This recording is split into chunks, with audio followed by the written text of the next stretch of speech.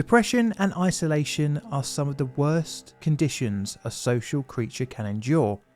This is why it is such a potent punishment in prisons of both past and present. Today we return to Harry Harlow and his pivot in career from studying love to studying depression. In his previous 1958 paper, Harlow outlined the effects on infant rhesus monkeys, which were removed from their biological mothers at birth to be reared using surrogate cloth and wireframe mothers. The experiment created socially and emotionally stunted test subjects, but showed that bonds can be created even with a bare-bones maternal figure. But as Harlow's personal life started to have issues, so would the cruelty of his experiments, by attempting to create depression in his subjects. His partial and total isolation studies would take Harlow's experiments one step further, completely removing any parental figure from the lives of the infant rhesus monkeys. The experiments would garner even more criticism compared to his earlier mother studies, and would ultimately lead to an apparatus called the Pit of Despair. My name is John, and welcome back to the dark side of science.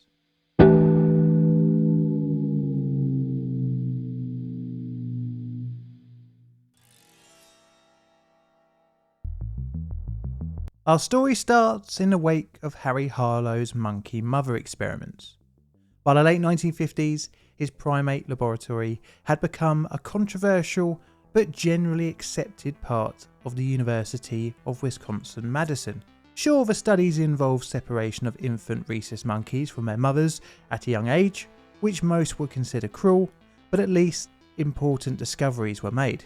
Harlow had touched upon isolation studies during his nature of love experiments, where infant monkeys were given an inanimate cloth or wire mother as the only form of social interaction. The surrogate mother offered at least something in terms of company, but Harlow wanted to go deeper into the isolation side of the experiment. Starting off in 1959, Harlow devised the first of his social isolation experiments. The concept was pretty simple, and made use of an empty wire cage that allowed the subjects to see, hear and smell their peers but not be able to make physical contact. This was named by Harlow as the partial isolation study and sought out to observe the social effects on withholding physical contact. During the 1960s, Harlow and his colleagues published several papers on the subject of partial isolation. In 1965, a study looked at comparing 1- and 3-year-old rhesus monkeys in social isolation alongside non-isolated control subjects. They found that the partial isolates exhibited greater clutching and chewing behaviour, as well as showing greater anxiety. The study showed that partial isolation didn't affect the subjects' intellectual development, but their social maturity was very much stunted. In a 1971 paper, Harlow summarised the decade of partial isolation experiments and set up another partial isolation study involving 48 subjects, 24 male and 24 female. The ages observed ranged between 3 months and 13.5 years. Each subject had been raised in partial isolation, taken from their mothers as early as possible. This meant that the oldest of the subjects had spent over a decade in partial isolation. They divided the participants into 4 groups of 6 males and 6 females. 0 to 2 years old, pre-adolescents, 2 to 5 years old, adolescents, 5 to 10 years old, early adulthood, and 10 to 13 years old, late adulthood. To act as a control group, 12 feral rhesus monkeys were employed. Before the experiment, most of the subjects had been housed in small 2.5 feet wide wire mesh cages. The control group were monkeys captured from India and shipped to the laboratory. They too were partially isolated for a similar amount of time, and in some cases over years, but had been born and raised in the wild. Thus, they had experienced a natural social upbringing before captivity. They found that the laboratory raised subjects showed less social maturity, and the older the group, the more introverted they became. Even when compared to the control group, similar aged and isolated feral monkeys were shown to be more active and exhibited less external signs of anxiety. The results, although pretty predictable, if you isolate a person they become less adept at social interaction, were not enough for Harlow, and because of this he sought out to take his experiments to see what would happen under total isolation conditions.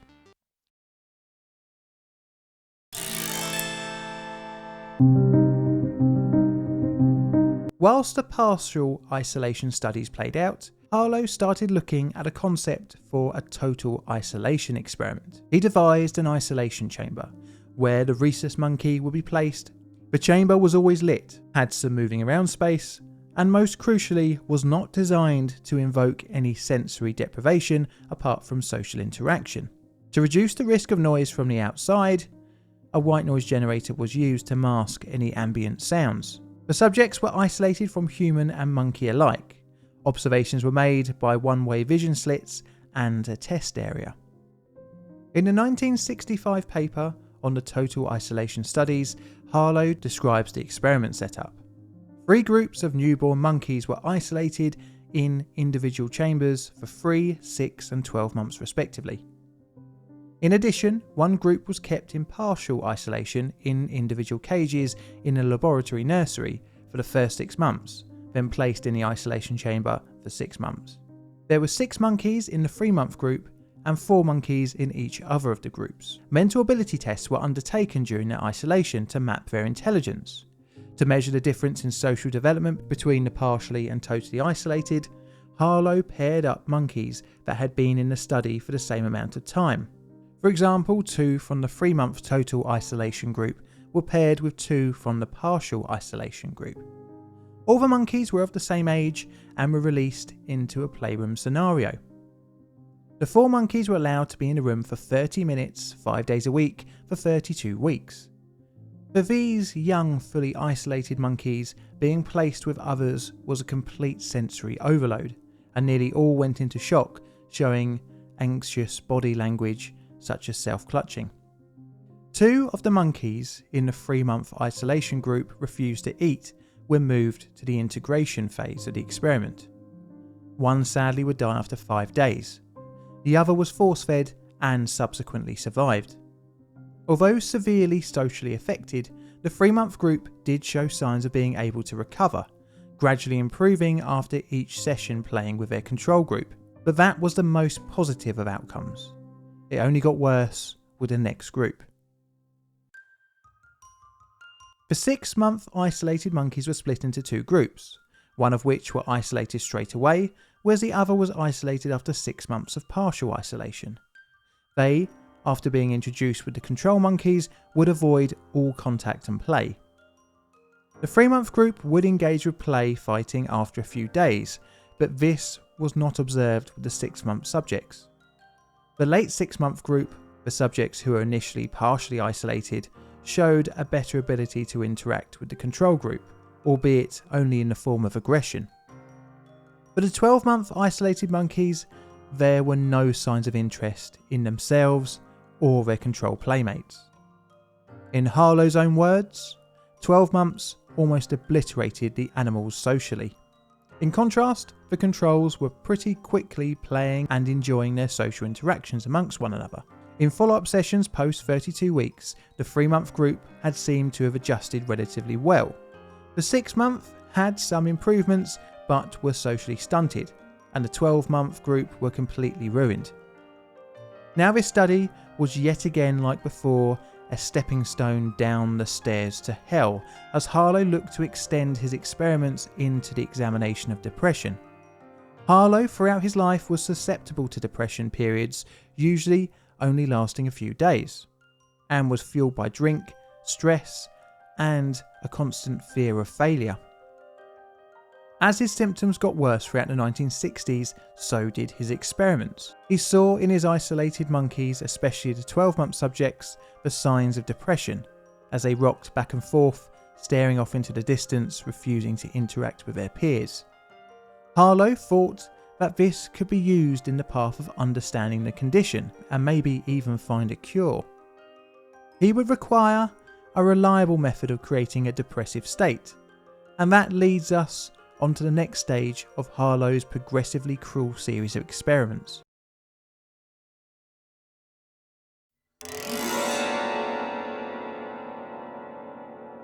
Harlow would experience his worst depressive phase so far in his life in the last years of the 1960s.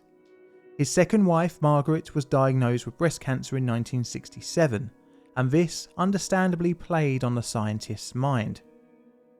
Harlow's career was at its peak, but his anxiety about his wife and the fear of failing at the zenith of his life's work sent him into a spiraling depression. Before, his bouts of depression, rather strangely, had been set off by any accolades achieved for his research, and in 1967 it was no different. He had won the National Medal of Science given by Lyndon B. Johnson, no less. For the rest of the year he couldn't shake his depressive state, but unlike before, it would last more than just a few hellish days. He would be admitted to the Mayo Clinic in March 1968.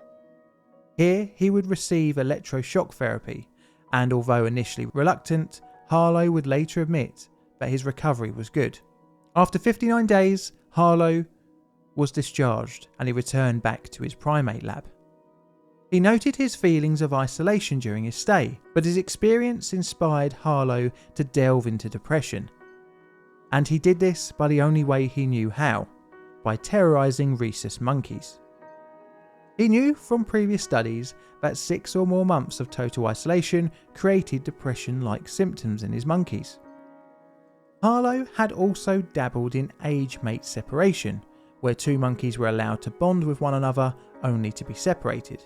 In Harlow's own words, the fact that these behaviours did not extinguish within the 6-month period attests to the punishing pain of separation and the vigour and violence of protest. He wanted a surefire way to crush the spirit of any subject, ideally quicker than the 6 months needed from total isolation. This is where the pit of despair comes into our story, although officially it was referred to as a vertical chamber.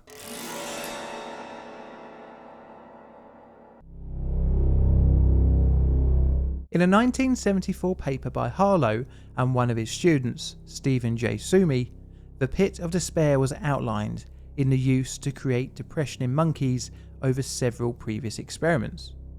The vertical isolation chamber, initially conceived in 1969, was constructed of a stainless steel trough with sloping down sides. This was to create a trapped feeling by reducing the subject's ability to climb. The chamber was dark, with the only light coming from the top, which was almost impossible to reach. It had a 3/8 inch wire mesh floor 1 inch above the bottom of the chamber, to allow waste material to drop through the drain and out of holes drilled in the stainless steel. The chamber also had a food box and a water bottle holder, thus stopping any interaction with the outside world. Harlow would later describe the design's intent being in the depths of despair, sunken in a well of loneliness, helplessness and hopelessness. The first test study took place in 1971, when 4 monkeys ranging in age between 6 and 13 months old were placed in their own pit for 30 days. All 4 showed immense psychological damage upon release. In 1971, his wife's cancer progressed and would subsequently end in her death that year, which no doubt added to Harlow's depression. Harlow and Sumi would continue with a more formal study in 1972. This again would involve 4 monkeys being placed in the chamber at 45 days old for a period of 45 days. After removal from the chamber, the subject exhibited intensive self-clasp and self-huddling, coupled with low levels of movement and environmental exploration. The difference was night and day between them and their control subjects, who were partially isolated but allowed to socialise. Harlow found that even a year after their isolation, his subjects still showed signs of depression and severe social stunting. The next study using the pit was also in 1972 and took 8 monkeys at the age of 3 and split them up into 2 groups of 4. These groups were then placed in a social housing cage together for 4 weeks. One group was taken and placed in separate cages for 9 days, then placed in the pit. Harlow wanted to see if he could create depression in otherwise well-adjusted and healthy monkeys. You see, all 8 had been raised by their mothers and had been well socialised. The sentence for the test group was 10 weeks in the vertical chamber. After removal from the chamber, the monkeys were observed. Severe clinging and lack of movement were noted. It seemed that the chamber could guarantee a depression-like state in Harlow's monkeys, and this seemed to follow his personal life. Strangely, in 1972, Harlow remarried his first wife. It could be inferred that the creativity of the cruelty increased as Harlow's personal life became ever more complicated. But Harlow wasn't just creating loads of depressed monkeys for no reason. The apparent plan was to try and rehabilitate his subjects. Initially, his total isolated monkeys would be introduced to his cloth mothers, and sure enough, the body contact they provided showed some signs of rejuvenation. Next, he attempted to see if real monkey contact could work. But there was a problem. His subjects wouldn't initiate contact, instead preferring to hold themselves in a corner. But Harlow had an idea. This came in the form of therapy monkeys. He had seen in previous studies that infants of dysfunctional monkey mothers were very clingy. He thought that maybe this could be harnessed in bringing around his depressed subjects. The young therapy monkeys from dysfunctional mothers were introduced to some 6-month isolates. Like he predicted, the therapists clung to the isolates and, in a later observation, were found to almost be normal within a year. But this would not be the case of the pit of despair candidates. Now, Harlow would retire from the University of Madison, Wisconsin in 1974, leaving the task of continuing his work with his old students such as Sumi. The regularity of Harlow and his team's publication of their work allowed their studies to be followed at the time quite closely. As such, the cruelty of the experiments received criticism at the time. Even some of Harlow's own students were concerned with the increasing cruelty of the pit of despair experiments. It wasn't helped by Harlow's ability to use shocking language to describe his experimental devices. Originally, he wanted to call the vertical chamber the Dungeon of Loneliness. Harlow's studies can largely be regarded as questionable, as the way a rhesus macaque experiences depression, or any other psychological condition for that matter, is very different and hard to translate to humans. Also, it does seem pretty obvious, if you lock up a largely social animal in total isolation for extended periods of time from young ages, that they would exhibit developmental difficulties. Now, where would you rate this subject on my ethical scale? I'm going to say around a 6 or a 7. This is a Plain Difficult production. All videos on the channel are Creative Commons Attribution Share Alike licensed. Plain Difficult videos are produced by me, John, in a currently sunny southeastern corner of London, UK. Help the channel grow by liking, commenting and subscribing. Check out my Twitter for all sorts of odds and sods and photos, as well as hints on future videos. I've got Patreon and YouTube membership as well, so check them out if you fancy supporting the channel financially. And all that's left to say is thank you for watching.